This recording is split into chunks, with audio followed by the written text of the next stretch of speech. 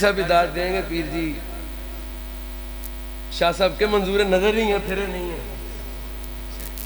بڑا یہ وبال ہے سادات کرام کے لیے، بڑا وبال ہے. اپنے ایمان کی حفاظت کریں. یہ کوئی کہہ سکتا ہے جی؟ یہ بات یاد رکھیے گا. فاروق سیدی مجدد پاک کی یہ سادات کی بات آئی، یہ قول اعلیٰ حضرت نے کیا ہے کہ نسب کٹ بھی جاتا ہے. بے شک بے شک، کمال کمال. اگر حد گمراہی کو پہنچ جائے کٹ بھی جاتا ہے. اعلیٰ حضرت رحمت اللہ تعالیٰ علیہ اور اعلیٰ حضرت نسب ختم ہو جاتا ہے اگر حد گمراہی کو پہنچ جائے. صدیق اکبر کو گالیاں بکنی شروع کر دے، کیا بات ہے. صدیق اکبر کا منکر ہو جائے،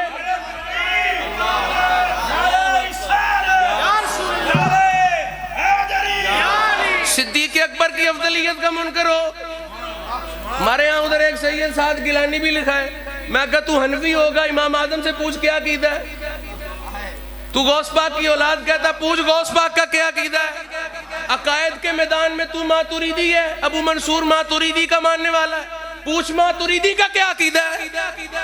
پوچھ بابا فرید الدین مسعود گنج شکر نے التمہید پوری پڑھائی خواجہ نظام الدین اولیاء کو.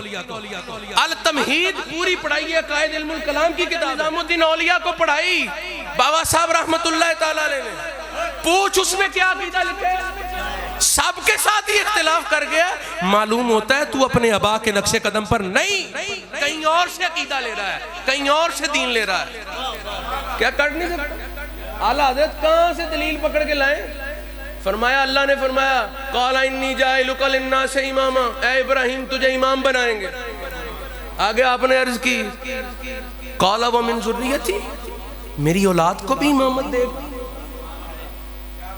میری اولاد کو بھی امامت ملے گی.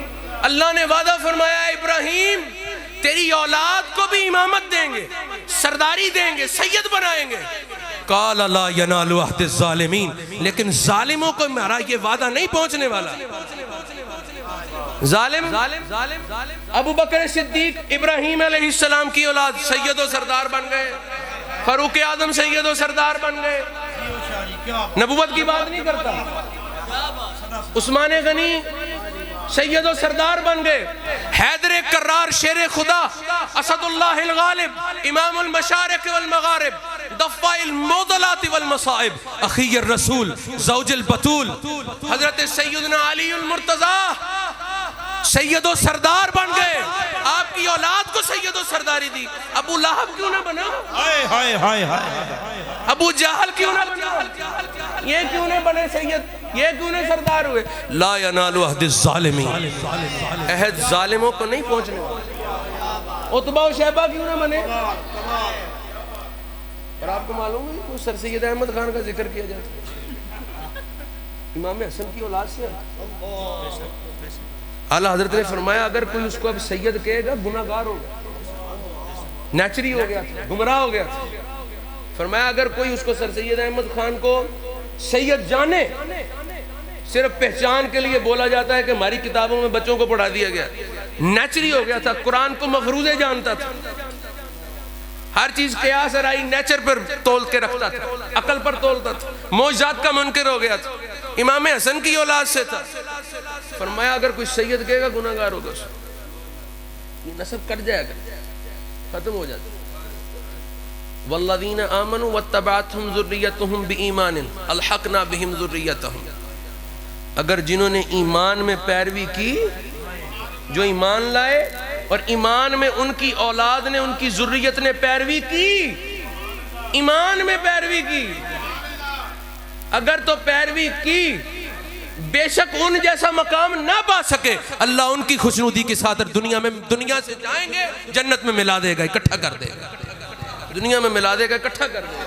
لیکن پہلے کرو ایمان میں پیروی اپنے بڑوں کی، اپنے آبا کی.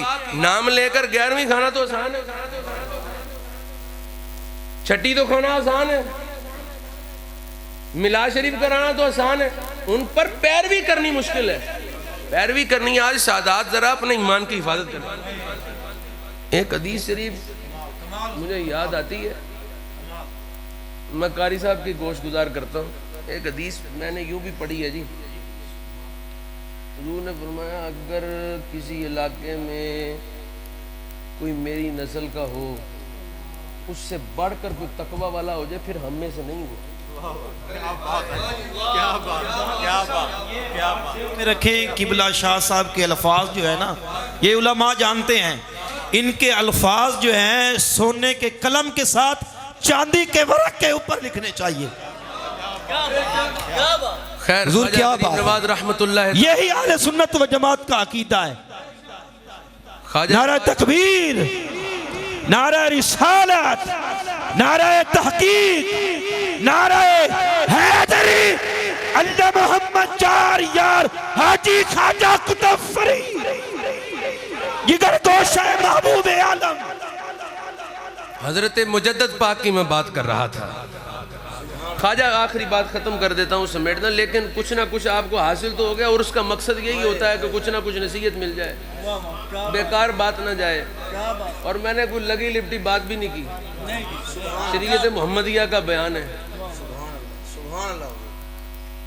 مجدد پاک بڑا آدمی ہے, کوئی اکبر سے ٹکر لینی آسان ہے. یہاں پہ ایسا جو آ جائے اس کی اگلے کی بندے کی بولتی بند ہو جاتی. تو اکبر جی نے پوری سلطنت پر حکمران تھا, پوری سلطنت پر حکمران, دین الہی کا دعویٰ کر دیا تھا, لوگوں سے سجدہ کرواتا تھا.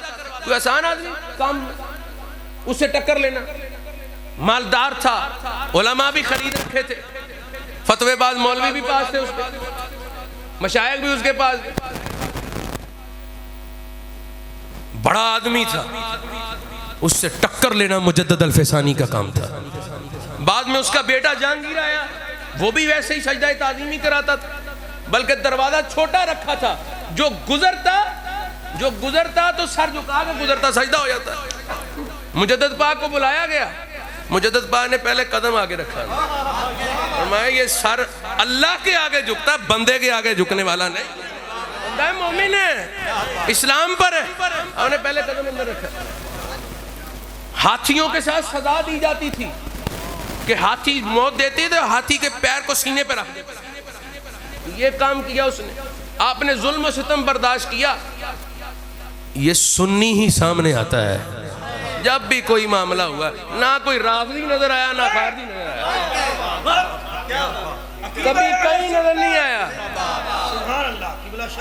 کبھی کوئی نظر نہیں آیا رافضی نے کسی آ کے ٹکر لی ہو. یہ پیچھے جو ایران نے حملہ کیا, میں کہا جی ان میں دم کم کوئی نہیں, یہ ان کی بی پارٹی ہے.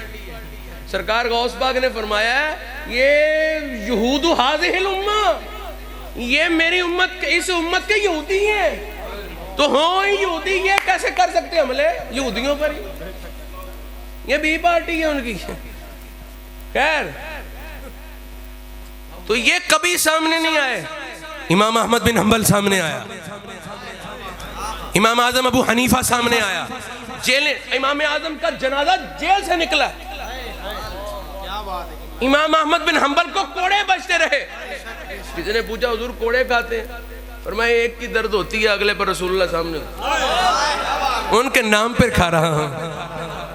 مجدد الفسانی پر ظلم و ستم اور جبر و بربریت کی گئی, لیکن آپ ڈٹ کر کھڑے رہے.